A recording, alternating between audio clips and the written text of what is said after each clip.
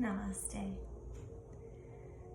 I had this empowering and incredible experience yesterday, and not only do I want to tell you about it in case you're interested in having a similar experience, but I also wanted to sort of make a video about how to receive healing work, because there's ways that you can support yourself during that work.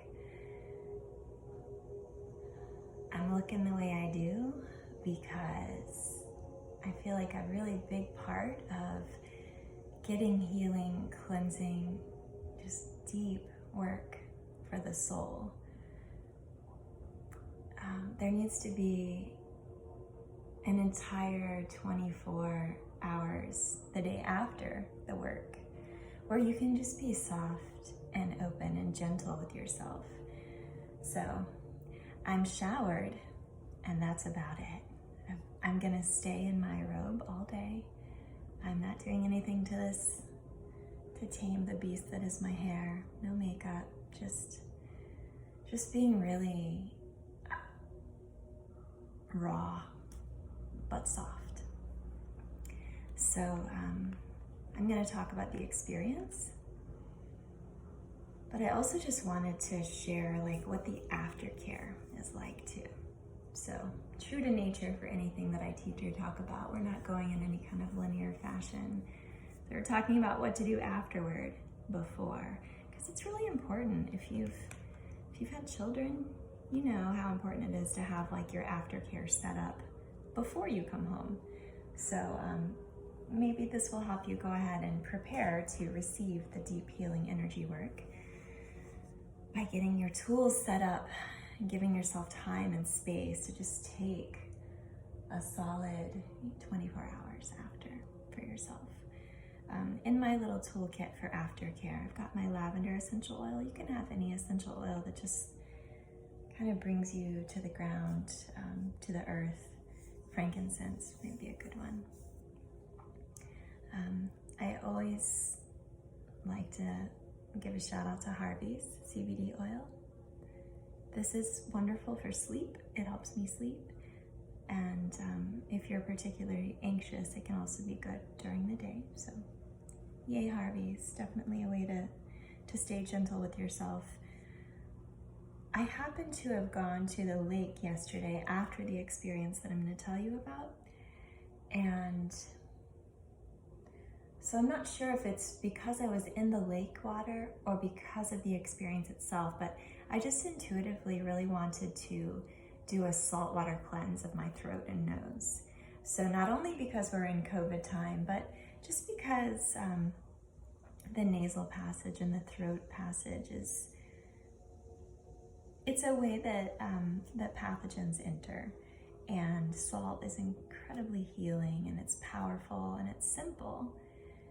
If you are not convinced, then you can just do some research on it. Like, salt is cleansing. Salt is cleansing, it just is. It's why some pools are sanitized with salt water instead of chlorine. Like, it must be if they use it in swimming pools. So if you've never done a neti pot before, you can get a fancy neti pot. You can get them at the drugstore even, or you can just, if you have a teapot, you can use your teapot. You want water that's not too hot and not too cold. It's got to be warm enough to dissolve the salts. If the water is too cold, that when you pour it into your nostril, it's going to be shocking to your system.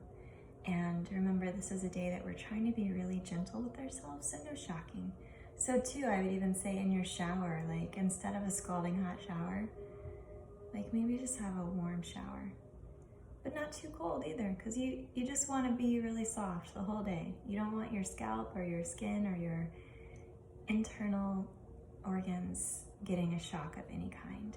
So just letting things be ambient, letting things be neutral, because there's going to be a whole lot of processing going on for you energetically, and you want to allow that to heal and not detract from it with all these physical things going on. So I just use Himalayan sea salts, and I put it in some warm water. And one way that I like to test is by, first I gargle it. I'll put some in my mouth, not from my teapot, but from a jar. I gargle the water first, and gargling salt water is excellent. Go for a walk. I'll call a friend. But when you gargle it, you'll be able to feel like the temperature in your mouth. If you can feel it at all, then it's an indicator that it's probably too cold or too hot for your nasal passage. You want the water to feel in your mouth like there's nothing in there at all. So it's fine to gargle with warm water or even hot water, but as far as pouring the water into your nose, give it a test in your mouth and make sure that it's the same temperature.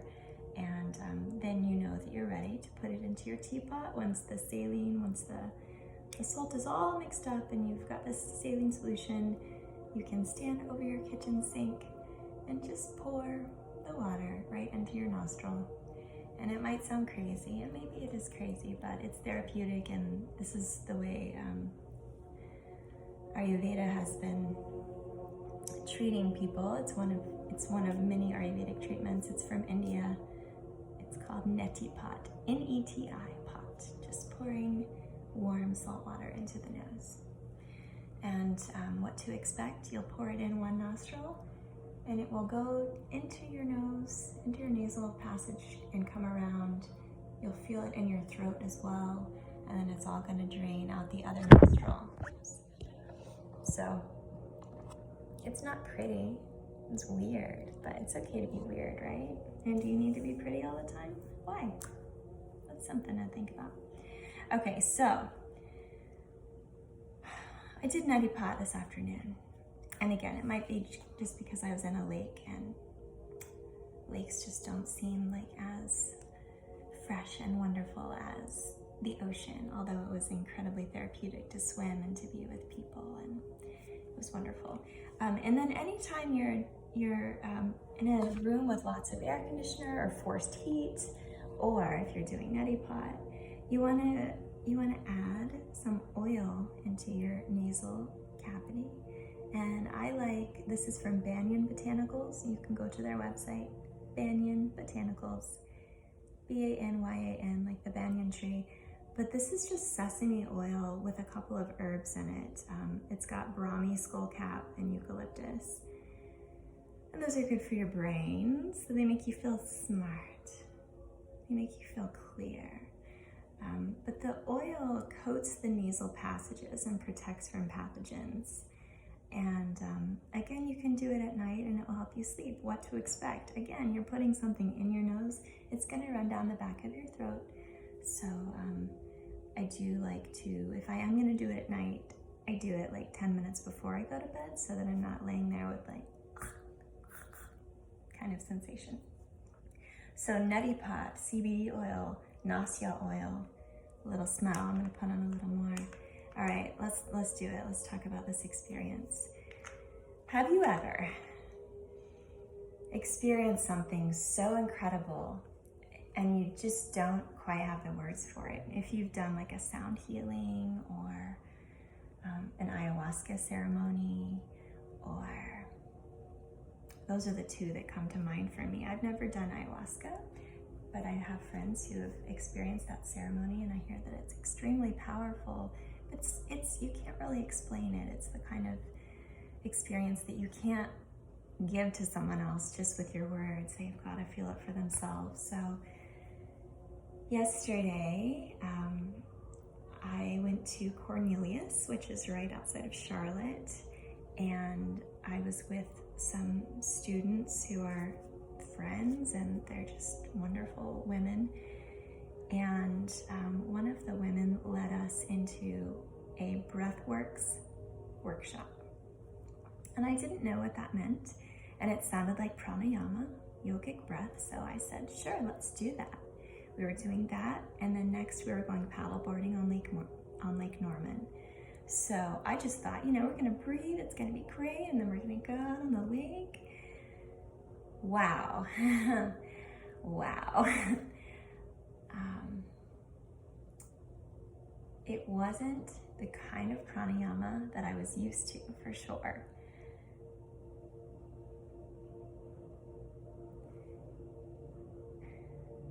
If you have any trauma which you do, everyone has trauma. If you feel like you have blockages that are keeping you from getting what you want, what you need out of life, if you are getting in your own way, so to speak, if you feel like you're doing the work and you're doing your best to be a wonderful human being in the world, but you just have this like nagging sense that you don't belong, or you're just not able to quite get where you want to be in life, whether it's financially or career-wise or in relationships or in your own identity, how you want to be in the world. If any of those things ring true for you, then I think that this breathwork experience would be beneficial and wonderful.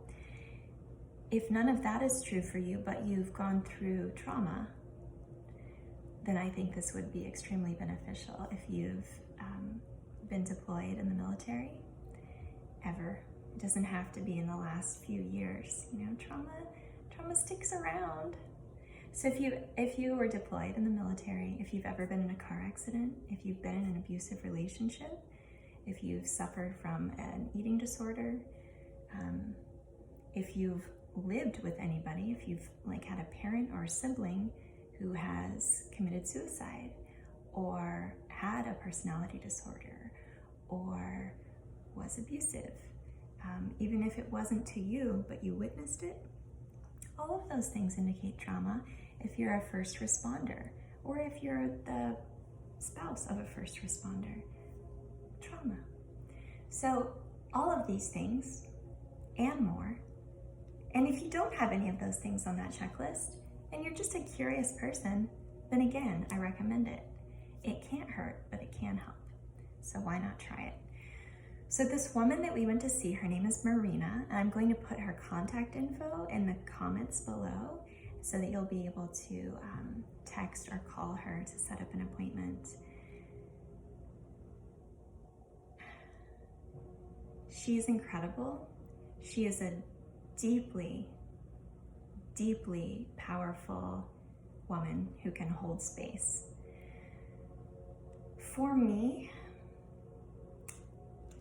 just being in the role of a teacher and a parent and just different leadership roles, it can feel, even when I go to therapy, especially if the therapist is younger than me, I feel like I have this, like I kind of hold back because I'm like, can you handle this? Or can you handle me? Because I'm a lot. Do you think, I don't know if you can handle it. So I'm gonna hold back. I'm gonna, on the surface, do the work, and I'm gonna talk the talk, and I'm gonna heal a little bit.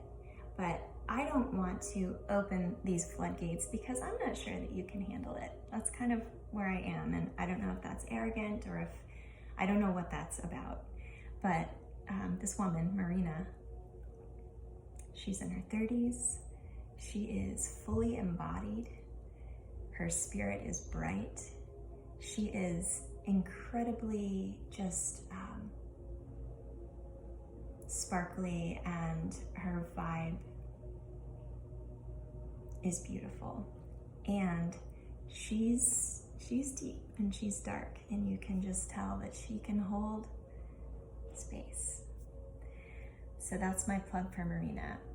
The breath work that we did, my review of my session that I experienced, I don't know what it's like any other time. I only know what it was like for me, but the breath work that she instructed us to do solicited a response from the sympathetic nervous system, which is the fight or flight nervous system. So when I teach yoga or when I teach meditation, I'm doing the opposite. I'm doing breath work to increase the parasympathetic nervous system, which is the rest and digest. This is like calm down, access that inner peace. That's not what we were doing. It was without realizing cognitively that that's what you're doing, we're gonna ramp your body up into full fight mode. And when we do, there's gonna be some physiological things that happen to your body. And she let us know that like your hands might close up. and your mouth might get dry. And when she said that, I was like, oh yeah, the salivary response is part of the parasympathetic nervous system. So, okay, we're gonna be breathing in a way. So I thought, oh, we might be breathing fast and then the tongue gets dry. I get that. But when she said the hands might close up, I was like, okay. And I thought, I'm probably just gonna take a nap and do this breath work, and she's got this great playlist on, and I'm with these women I love. We're about to go paddleboarding. This is gonna be good. I'm enjoying this. Sure, something might happen. She told us there might be emotional releases. You might start crying, you might start laughing. And I was just like, okay, let's see. I've done stuff before. So we laid down and we began, and it probably took about 5 full minutes of the breath technique, but indeed my hands were crippled in this very strange position. I had to open my eyes and look at them, and they were just all like in this weird mudra of clenching, and at the same time I was losing feeling in my fingers. I was having prickly sensation as if all of my fingers and my hands were going to sleep. But at the same time I was experiencing these physical changes, I was in some sort of dream state. I was aware of what's happening, and I knew what was happening, and I knew that I could control my breath, and that at any time I could slow down my breathing and do the breathing that I know reverses the things that are happening, but that I was really interested to see what was going to happen, so I just kept doing it. I cried, I heaved, I sobbed, I laughed, chuckled, chortled, full on, just like laughter, uncontrollable laughter. I was shaking, and I kind of reached a point in my mind, because a lot of this experience was in the body and in the energy field, but I did go into my mind and I was like, okay, I think this is enough for me for today. And just being able to say that, I slowed down my breath, maybe before she started instructing it. And I turned onto my left side, and my hands were still completely numb, completely like balled up. And my feet were also feeling that sensation. And I just breathed myself steady and slow, and my hands opened. And I thought it was over. I was like, okay, that was interesting. I was already like, wow, that was amazing. I can't believe that just happened. I just got rid of so much trauma. Like, I feel lighter. I feel like my emotional baggage from 40 years has gone. And I'm borrowing that quote very loosely from Jill Bolte Taylor, who speaks about her experience as a neuroanatomist who had a stroke, and she lost all of her emotional baggage overnight. So I didn't make that up. But anyway, I had this feeling that I was just lighter and cleaner, and I felt so good, and I also felt so exhausted, because that's exhausting. It was so exhausting. I fell asleep, completely asleep. And then what I call the after party started happening, where in my sleep I was like convulsing, like I was crying, no tears, but just like convulsing. And I woke up suddenly, and when you wake up and you don't know where you are, and it's kind of disorienting, you're like, what happens if you go on a trip, or when you move into a new house maybe? Well, that happened, and once I recognized where I was, I got this new message from my body that was like, no, I'm not doing this. And I wanted to get up and run out of the door. Escaping is my method of coping with hard situations. Some people drink, some people fight, some people ignore. I run. I'm out of there. I'm not sticking around for something that feels dangerous to me. So I like propped up on my arm, and I saw the door. And again, like, I wasn't even in the beta state, the beta wave state of consciousness, which is what our normal waking state is. I was in this state, still just kind of like in between a dream and wake. And in that state, I was still able to be in my witness body and say, like, you know, you can run out the door. That is an option. Or you can stay and just see what happens. You're safe. This is fine. And I saw my 2 friends, my students, and I saw this gorgeous woman just holding space. And I laid back down and my hands were still numb. And I just breathed really deeply and slowly. And by that point, her playlist had become really calming. And she was instructing us to do the long exhalations and to slowly, in time, when we were ready, sit up. And I did. And then I started crying in a very different way. I started crying happy tears.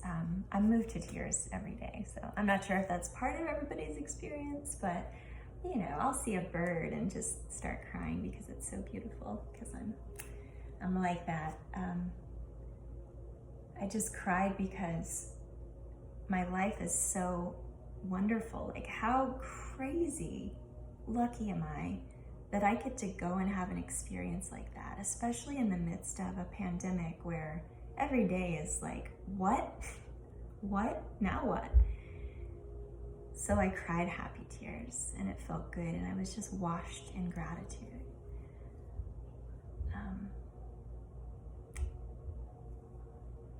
The people that I was with were also had experiences, and just the bonding of being able to be in the same space and have very different, unique experiences, but stemming from the same, practice. That is also extremely powerful, just having that bond with these 2 women. And in honoring complete anonymity, I won't say a word about either of the experiences that my friends had, but it was powerful. It's really powerful. I will do it again. I know that there's more. I probably won't be ready to do that again for quite some time. So today, I've just been staying with what is, staying here in my body has been really easy. I felt really calm. It's been easier to breathe. I feel reset. I feel new. I feel like a different human. I feel like I've taken off a backpack full of shit that I just don't need anymore. I feel open to the possibilities of what may be, and I feel like I'm getting out of my own way in ways that I've been like blocking myself from progressing and growing in the past. So if any of that sounds inviting to you, then please go check it out. And if not with Marina, then with someone else who does this work.